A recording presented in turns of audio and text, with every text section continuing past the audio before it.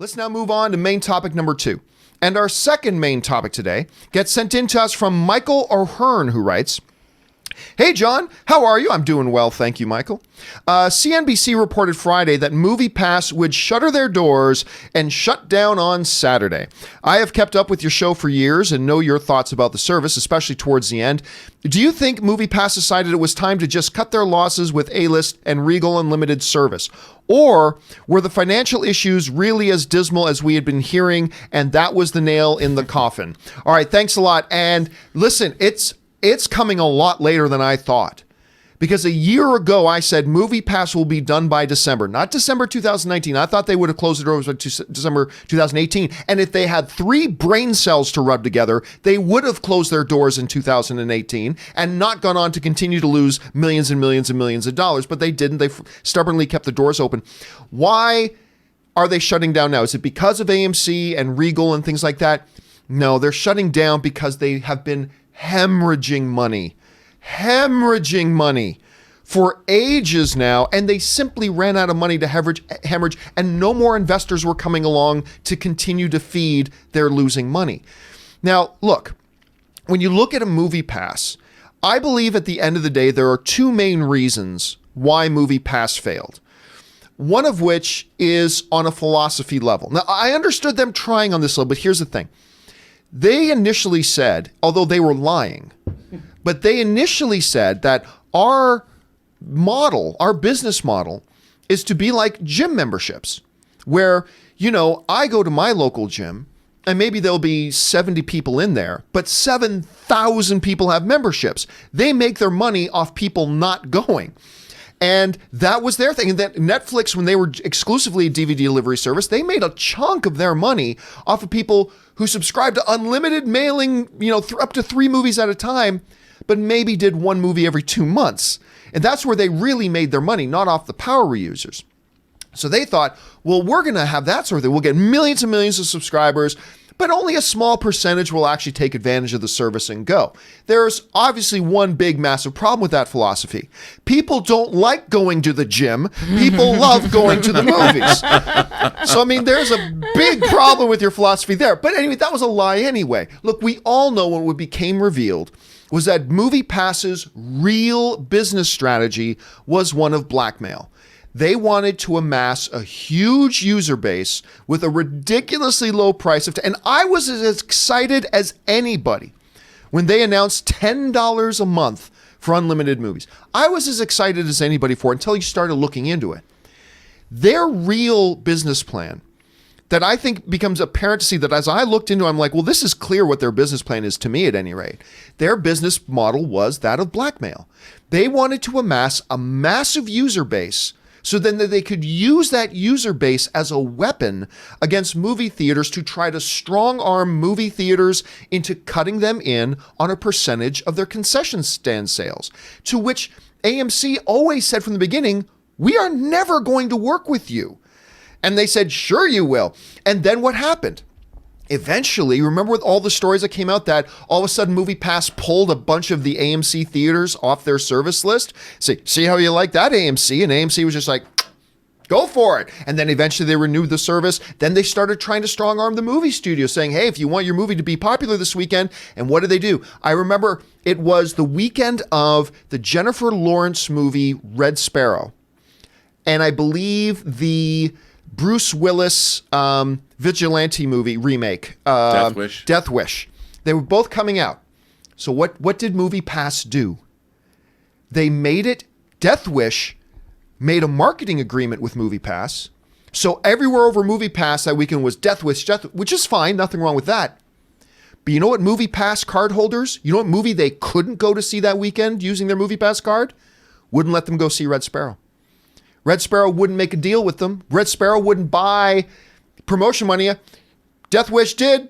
So not only are we going to promote Death Wish, we're not even going to let our viewers, we're not even going to let our customers go to see your movie, huh? And that was like, I said it forever, they were using old mafia strategies, and that was their business model. Being giant dicks was their business model. And when you base it on that, and when you have movie theaters that are wise to it, and they're like, no, it's never going to work. Now, Rob, we talked about this the other day about the reason it will work for AMC and Regal is because they make their money off concession stands. That's where they're getting their money from. So it will work for them. And that's what MoviePass was trying to extort out of the movie theaters. And let's remember this, guys. MoviePass didn't come up with this movie-going subscription service plan. Cineworld in the UK has been doing it for a decade. They've been doing it for a decade. And now they own Regal, by the way. So anyway, the eventual fall of it, this is something they should have, you know what, when Cinemia, which was MoviePass's competitor, when they just realized this isn't going to work, and I liked Cinemia, I did, but they started to show the cracks in their armor too, and the moment they realized this isn't working, they sent out a notice to the subscribe, guys, we're pulling the plug. That's what MoviePass should have done a year ago. Instead, they try to just kind of try to think of a new hustle, try to think of a new scam. They changed the what do you call the agreement between the service agreement? They changed the service agreement with the customers like 9 or 10 times. But now you can see movies these days. Then 5 weeks later, well, now you can't. Now you got to do this. And now you can't. It was just inevitable. They should have pulled the plug on this forever ago. All I can say is, as somebody who was excited when it first came out, and I signed up for 2, to quote Jack Nicholson in Batman, I'm glad you're dead.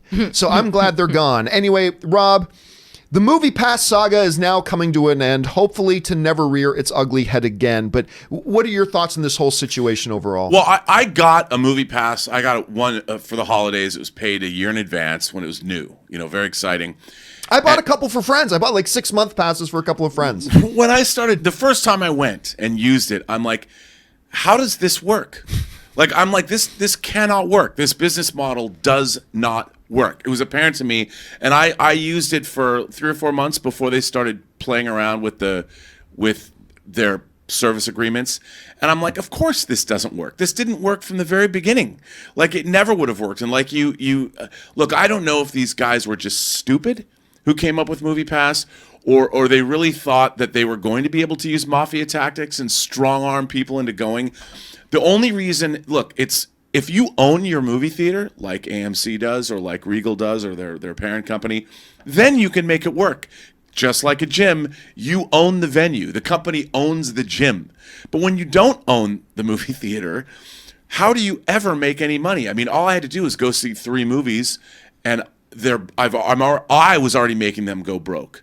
And if everybody was doing that, like you said, John, astutely, people love to go to the movies. And when you got a MoviePass, it was like, wow, I'll go every night.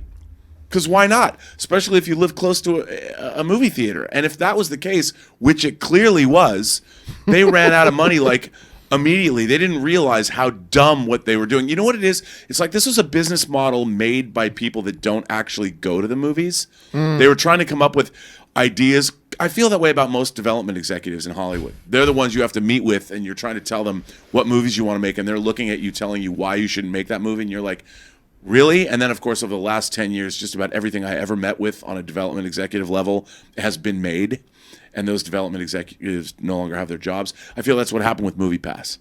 The people that were running it had no idea. They were not film goers. They were not film fans. They didn't understand what they were doing. And I've never seen a company implode. It's actually kind of entertaining to watch. If you go back and you chart their terms of service and how they changed them over the last year, it's kind of funny. It's kind of a comedy of errors. And if you chart their stock prices, Helios and Matheson, the parent company of it, it was so funny because right after they launched a $10 plan, their stock price just went up like crazy to about, correct me if I'm wrong, I believe it was around $60 a share is where it went up to. It went down in about a year to sub 1 cent a share, and they got delisted, I think, and it just became a comedy of errors. Aaron, I don't know, did you ever own MoviePass? And No. when you're looking at this situation, how do you see the failure of it, and why didn't it work? Yeah, I don't know. I heard about it, but it did have one. It always rang to me too good to be true, and definitely too good to last. And as I'm listening to you use all of these terms for, like they strong armed them and like a mafia style arrangement, it really does sound like that. And Rob, I was actually thinking about exactly what you're saying. There was a period right after the Silicon Valley boom when everybody who made a ton of money in the world of the internet decided, well, hey, now I've got a lot of money. I'm going to go to Hollywood and I'm going to become a movie producer and I'm going to get all the spoils that come with that. And by spoils, I mean, I'm going to buy a big house in the hills and I'm going to have sex with a lot of 21-year-old girls. And I went to those parties, I'll be honest, and I was like, these people have no idea what Hollywood is all about. They're just here to be gross. And there is something really nefarious about that. There's a great article in Los Angeles Magazine right now talking about certain people who just want to come to Hollywood because they have this idea of what it's about. And for MoviePass, it was very clear that they just said, oh, we've got a lot of money to throw at this, and we're just going to be in Hollywood without really understanding how the film industry works, how film fans, what drives them to go see films, and that they can actually have the ability to, as you said, John, strong arm companies like AMC that have been around, that understand how everything works, and then not surprisingly, they fizzle and they fade away. I'm with you though. I'm really surprised that we're even still talking about this. When I saw that, I went, didn't that happen like a year ago, 6 months ago, something like that? It's really surprising that they didn't just cut their losses and and save themselves a long time ago. But I think that this is also a great lesson. Hollywood is a very nice, open, warm pool. Everybody's welcome to jump on in, but you got to learn how to swim first if you want to jump from the high dive. You can't just go in and act like you're going to own the pool. It just doesn't work like that. Well, well, one of the things I wanted to say is that the way that movie theaters and movie theater chains work with the studios and how their business model works with both rentals and then the concessions and the things that they sell has been around for a long time. And forged over a century. Forged over a century. So these guys basically came in and they said, yeah, we want a piece of your business. Like they really, and why would you possibly think that would work? I mean, and can you imagine if you're a movie theater chain owner and somebody said that to you? I mean, like, well, how do you do it, John? You went, like that. I mean, like, there's just no way. And the fact that they even tried doing that, that's when I said, these people are idiots. Yeah. And I remember, who was the guy during the Iraq War? Follow me here. During the Iraq War. Dick Cheney. No, there was an Iraqi public information minister. I think they called him Baghdad Pete. Was that his name? It was the guy who every day on the news during the Iraq War, he was the representative for the Iraqi government, and he got on and said, no, we are pushing back the Americans at every front. And meanwhile, they will never enter into our main city. Meanwhile, you could hear the shells going off in the back. It's like, everything's good. We're winning this war. Meanwhile, you see buildings falling down behind him. That's what the CEO of MoviePass was to me. It's like, no, this is great. Everything's going to work. It's going to be fabulous, guys. And here's the thing. I remember when MoviePass first came out and said $10 a month, blah, blah, blah. And AMC said, I remember this clearly. AMC said, and I was working with AMC at the time, and AMC said, we are never going to work with you on any official capacity. We are never going to work with you because and they said this publicly. They put out a public statement. I believe the CEO at the time was Gary Sanchez, I think. But anyway, he put out a statement that said, this business model will not work. And we don't want to contribute to our fans getting accustomed to something only to have it disappear a little bit later, and we are not getting behind this. To which everybody said, AMC doesn't get it. AMC doesn't know how this is the future and everything. And AMC is like, this ain't going to work. And it didn't work. Well, but it was the creatures future. Of habit. You can't have something. People want to sign up for something, and they only want it to get better. They don't want it to get worse. So if you're going to give somebody something, and then you're going to start chipping away at it, and then they show it to the movie theater expecting to see Red Sparrow, and then all of a sudden Red Sparrow is taken away, and then they don't trust it, and they say, well, how do I know that I'm going to be able to use my MoviePass to go see this other movie next weekend? And then they start losing people. I agree. It's the Fire Festival of MoviePass. Yes, it is the That's Fire a great Festival analogy. Yeah. I remember my buddy Soul finally. He loved MoviePass, but he finally had enough because he said, "Yeah, so I got rid of my MoviePass because I wanted to go to a movie this Saturday at the local theater, and there was literally at my local theater, big theater chain, there was one screening time of one movie. Like I could see that movie." at 3 p.m. that afternoon. I could see no other movies, no other screening times. And it's like, there it went. Anyway, guys, we went on with this long enough. What do you guys think about now the demise of MoviePass? Is it a long time coming? Do you have fond memories of them? Or is it like me Bye, and Felicia. Jack Nicholson? Yeah, I'm glad you're dead. Jump down to the comment section below and leave us your thoughts. All right, let's move on to the third